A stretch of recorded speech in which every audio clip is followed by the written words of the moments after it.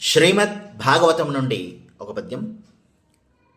ఆయడ కాలు తన్నక రయంబుననీకి సరస్వతీ నది తోయములందు గృంకి మునితుల్యుడు వేచనియంతనూనపాత్తోయః రుహప్త భార్గవ పృథుత్రిత సోమసుధాస శక్తి భృద్వాయు యమాభిధానయుత వాహినులందను రక్తిన్ కృంకుచున్.